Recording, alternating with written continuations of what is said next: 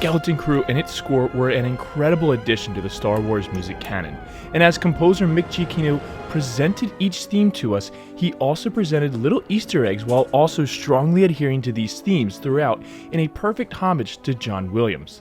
Today, I'm going to recap every theme we heard in the show, explain some of its origins, and break down how it works.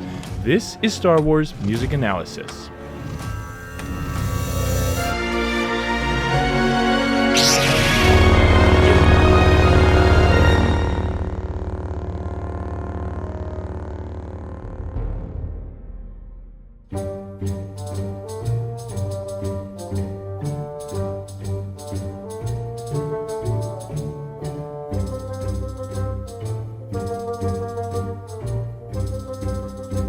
The first theme that we hear in this show is... I detailed in a different video how Giacchino matched the feeling of pirate music for this theme by setting it in the natural minor mode with a lowered 7th, even though the raised 7th scale degree leading tone does admittedly enter at the end of the phrase as well. In addition, the theme is in a compound meter with 3 subdivisions, also tying it to the general feeling of pirate music that we are accustomed to.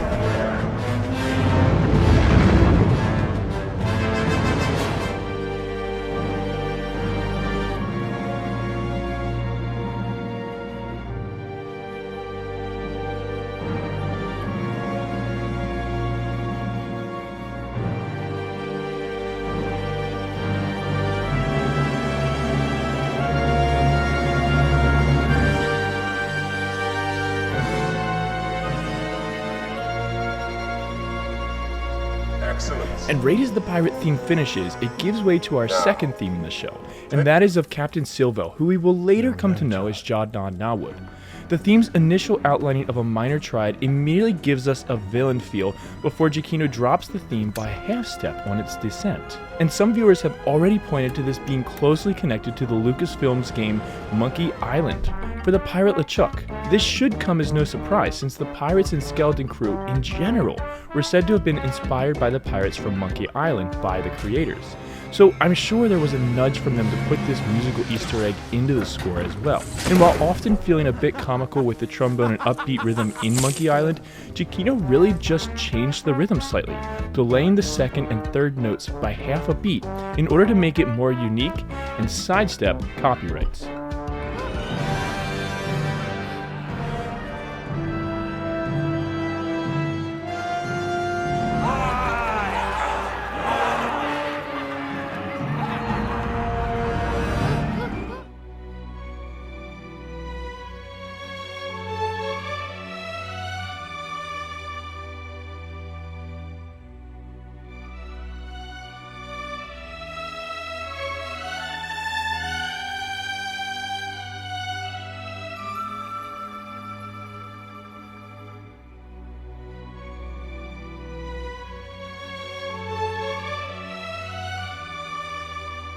Then, we finally get the main theme of the show that will follow our protagonists around through the galaxy.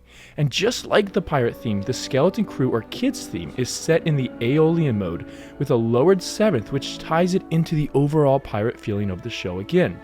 While the minor mode gives that longing sense that the kids are feeling for wanting to get home, the theme also rises, with each of the first 3 phrases moving a little higher in reflection of their hope and optimism at returning home.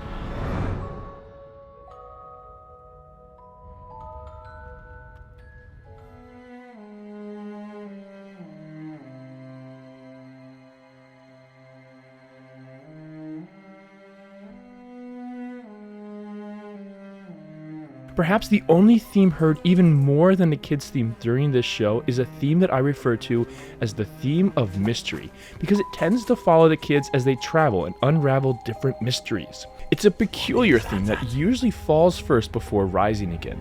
The theme outlines most of a harmonic minor scale, beginning on the leading tone before moving a shocking augmented second and a minor second. Then it finishes by outlining the tonic minor triad. Giacchino then simply reverses it as an answer to itself.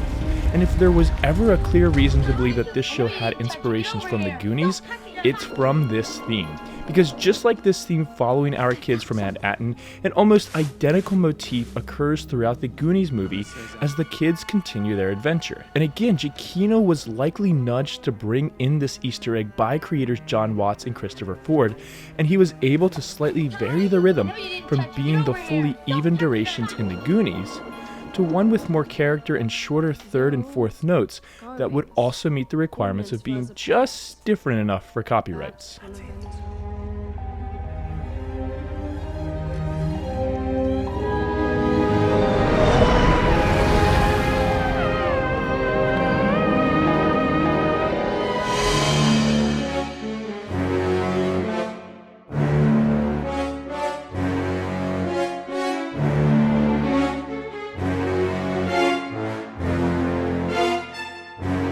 Along the way, the kids run into Smee. I'm a SM-33, a robot with a pirate personality complete with one eye and a peg leg. And for the mechanically moving pirate, we get a very mechanized theme. The back and forth between the bass and upper voices gives the feeling of a machine or something laborious moving in very rigid motions. And while it doesn't tie into the storyline, I couldn't help but think of my favorite piece by Sergei Prokofiev from his Romeo and Juliet suite, The Montagues and Capulets. And I wouldn't be surprised if this was actually in the back of Giacchino's mind as he created that bass line for SM-33 before going in a different direction with the theme. And for those of you who are into metal, I highly recommend the band Epica's version of this as well.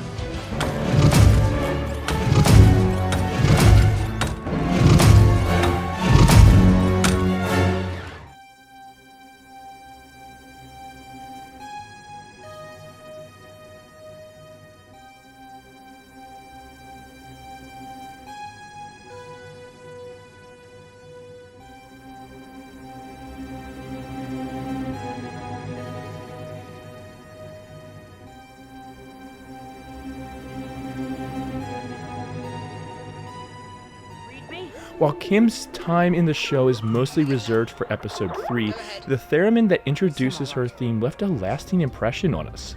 And while her actual theme is not overly interesting, being only a 3-note motif that tends to travel to slightly different places, Giacchino made the interesting choice of setting Kim, a character helping the New Republic and on the side of the good guys, with a theme that uses the same 2 chords as the beginning of Vader's theme as we move from a minor tonic triad to the chromatic submediant. Precisely. A lot of themes in this show were used to identify with specific characters, which is very standard for a show, but what I really loved about Giacchino's work is that he created short thematic ideas for certain situations as well that helped tie together different points in the story for us. One of these is what I'll refer to as the chase theme. Both in episode 3 and in episode 5, this theme plays as the crew are being chased, adding a lighthearted feeling to an otherwise tense moment. And this is something that a lot of film composers overlook doing in the Wagnerian leitmotif tradition. See, Wagner wrote themes for characters and places, yes, but he also wrote themes for feelings and even occasionally for actions or situations like hate and smelting. It was a pleasant surprise to see Giacchino really pay full attention to this tradition and not just lean on the themes that he thought we would notice.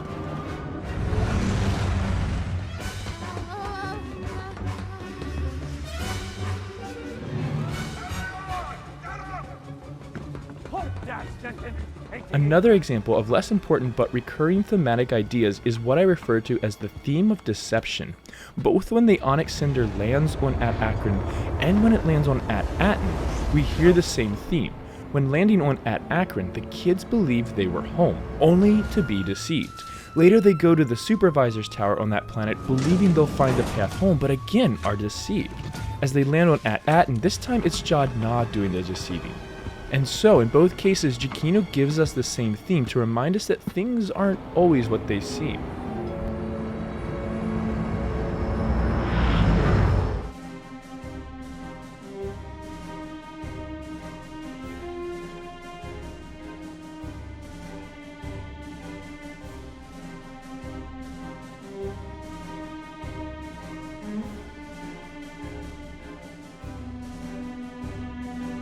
One of my favorite themes from the show is actually one we only get to hear a few times. On At Akron, we meet a military group known as the Troiks.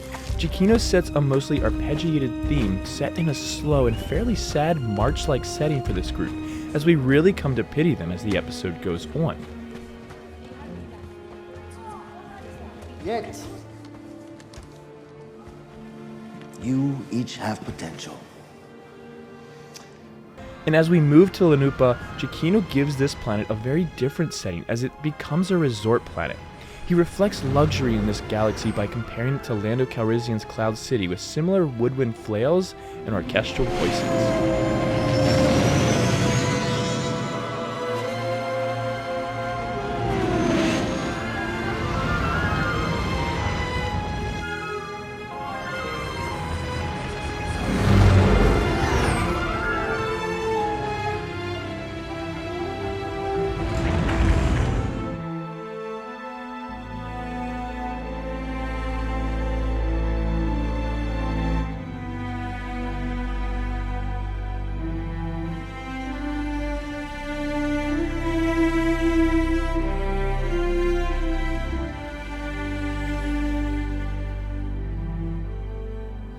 And on Lanupa, everyone gets a theme, even the giant crab. And while we only hear it twice, playing it when we first see the giant crab, and again as they escape, firmly sets it as being for this massive creature with this 3-chord motif. And finally, the parents' theme takes a bigger role by the very end of the show as the kids come home. This rising theme is full of struggle but perseverance as it steps to an accented dissonance and then continues to rise through to a resolution. It represents parents being stuck on a planet attempting to reach out to their children. I have to be honest, a lot of the connections that I'm making here were only possible because of the interactions and comments that I received from many of you. So I first want to thank everyone who has helped make this channel a community. But I also want to encourage all of you to continue voicing your thoughts, even if they aren't popular here, so that we can have meaningful dialogues and all learn from one another's experiences and knowledge. And I absolutely would love to know what all of you think. What did you think of the job that Giacchino did for this show? Did you have a favorite musical moment? And what was your favorite theme? Tell me in the comments below what you think, and consider checking out my Patreon page using the link in the description, where you can help support this channel for as little as $1 a month, or download PDFs and MP3s of projects as I complete them, along with other perks at higher tiers. Please don't forget to like this video and subscribe to learn more about the music of a galaxy far, far away. And as always, may the